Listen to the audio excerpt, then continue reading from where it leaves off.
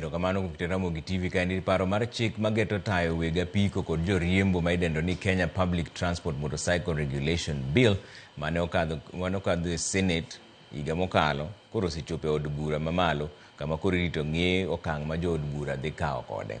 Paro mar chik no geto keto chike mabiro miyo counties bedo gi board mag ndiko jo apiko kendo kenge matayo chenro mag riembo apiko bende e iye kanyo. Kaka jafumbo marwa Isaac Okech lero, joriemb apiko pod ni kod penjo ewi kaka chike go biro reso sekta margino. Kaka yor bero sekta mar wuodh apiko, paro mar chikno ma ochuogi gi seneta ma Kakamega Boni Alwale geto timo lokruoge bura ma nyaka sani od buch Senate osepuodho kendo gikone nyocha opedhe ne od bura mamalo.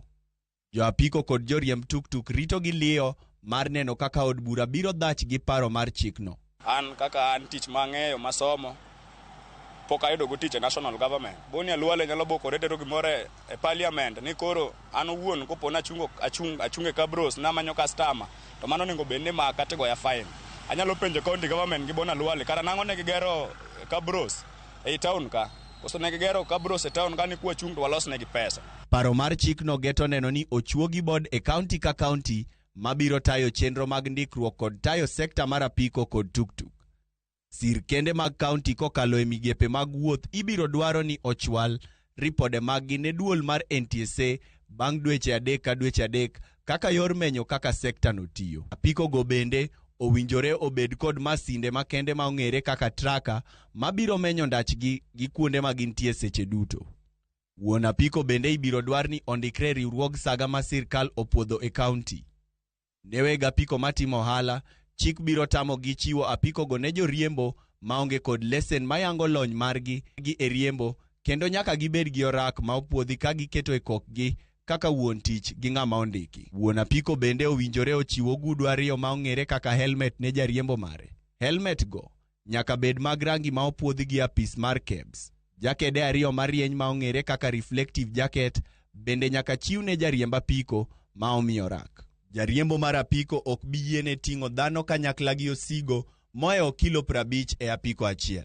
Jawuoth ma oting'e apiko ibiro dwar ni mondo orwak helmet kod reflector marieny. Ne jariemb apiko ma ibiro maki ka riembo e kuonde wuoth moyiedhi ne jowuodh tielo, ibiro go fwai ma oko kalo shillings 20,000 kata twech e jela dweche ma oko kalo 6 kata kum 2 go duto. Bende ja apiko mora mora ma ibiro yudh gi ketho mar tudre kanyakla gi jowetegi e buogo kata monjo ng'ato ibiro go fwai ma oko kalo shillings 100,000 kata twech e jela higa 1 bende nyalo miye kum 2 go duto. E kinde ma irito neno kaka od bura biro timo e wi paro mar chikno, moko kuom joriemb apiko to neno ni okenge go kidek hinyo sekta no ma ondiko jo Kenya ma kwan gi ok tin ne milion 3. Gima Boni wacho no ok apar ka odwa konyowa. Aparo ni odwa mondo ko wadala gokinyi to an gi kwayo ne MPs wa ni motion no sa 11 kata kapok gichopo e bunge mondo goye piny gokinyi. Moko kuomgi wacho ni gin kod riwruoge mag saga matayo chenro maggi kendo nitie okenge ma gin bende girwako kaka yor bero sekta no. Apani chikegi ok wanyal tamre te, but gimwa tamre en ni county government kata national government dwa manage wa one institution yore ma wan wanyalo mana partner gi national government kata county government. Chikege magi wacho kaka jaboda boda nyaka register here wan nyaka gi jokombe mag SACCOs will comply, lakini gik mwatamre gin gik moko kaka fines magikelo madongo. Isaac Okech, Ramogi TV.